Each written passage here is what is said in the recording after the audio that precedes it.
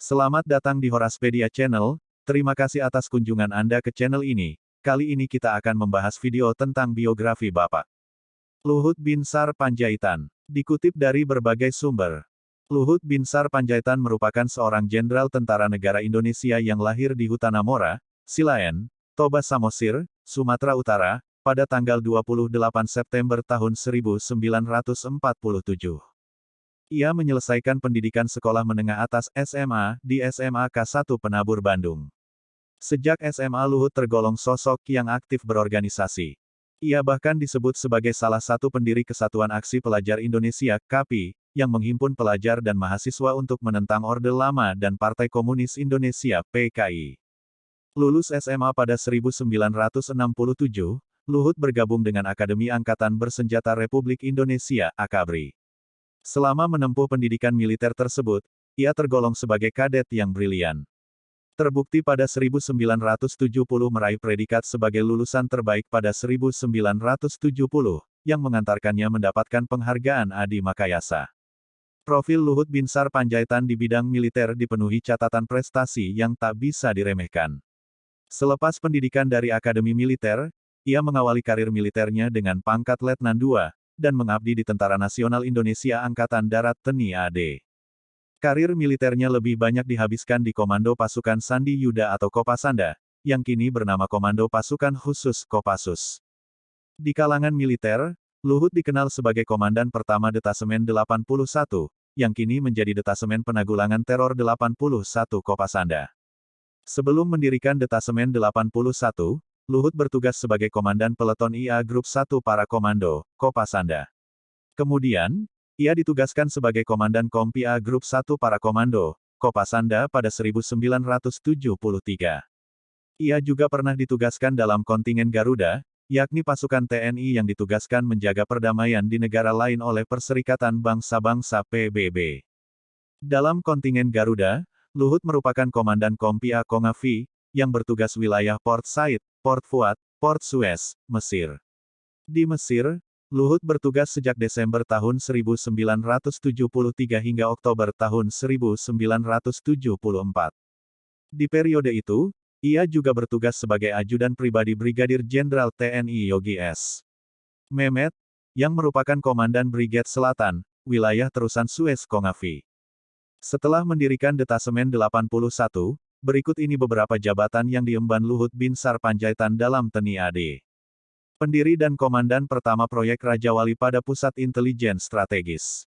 Komandan Sekolah Pusdik Paralintas Udara Pussyandalinut pada Pusat Pendidikan Pasukan Khusus Pusdikpassus Kopassus.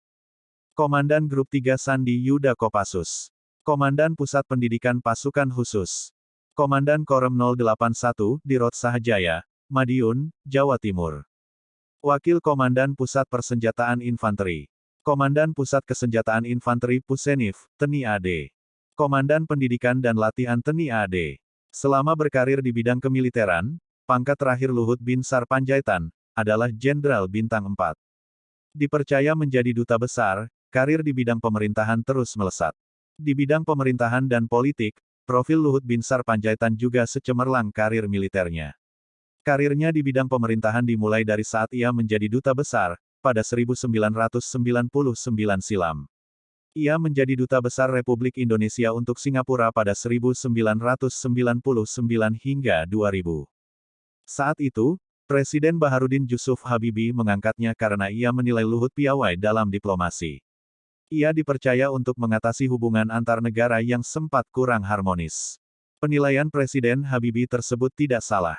Sebab, hanya dalam 3 bulan menjabat sebagai duta besar, Luhut mampu mengembalikan hubungan kedua negara seperti semula dan menjadi baik. Karirnya di pemerintah kemudian terus melesat. Pada periode pemerintahan Presiden Abdurrahman Wahid atau yang kerap disapa Gus Dur, Luhut diberi amanat untuk menjadi Menteri Perindustrian dan Perdagangan di Kabinet Persatuan Nasional pada 2000 hingga 2001. Walaupun periode jabatannya tergolong singkat, seperti halnya masa pemerintahan Presiden Abdurrahman Wahid, tetapi ia mampu bekerja dengan baik dalam periode kerja yang singkat tersebut. Bahkan karena reputasinya yang baik, ia kembali ditawari untuk kembali diangkat menjadi menteri. Namun, Luhut sempat menolak karena rasa hormatnya terhadap sosok Gus Dur. Pasca menjabat sebagai Menteri Perindustrian dan Perdagangan, Luhut masuk ke dunia usaha di bidang energi dan pertambangan, dengan mendirikan PT Toba Sejahtera pada 2004. Berkat reputasinya yang sangat baik, serta kepiawaiannya dalam bidang pemerintahan, Luhut kembali masuk dalam dunia pemerintahan. Comeback Luhut di bidang pemerintahan, ditandai dengan pengangkatan dirinya sebagai Kepala Staf Kepresidenan dalam masa pemerintahan pertama Presiden Joko Widodo. Setelah itu, posisi Luhut semakin kuat dalam pemerintahan. Pada 2015, ia diberikan amanat untuk menjabat sebagai Menteri Koordinator Bidang Politik, Hukum, dan Keamanan Menko Polhukam. Jabatan ini ia pegang selama kurang lebih setahun, sebelum kemudian ditunjuk sebagai Menteri Koordinator Bidang Kemaritiman. Pada masa pemerintahan kedua Presiden Joko Widodo, peran Luhut semakin kuat dengan ditambahnya tugas-tugas yang harus diemban kementerian yang dipimpinnya, yakni soal investasi. Sejak 2019, Luhut menjabat sebagai Menteri Koordinator Bidang Kemaritiman dan Investasi dalam Kabinet Indonesia Maju.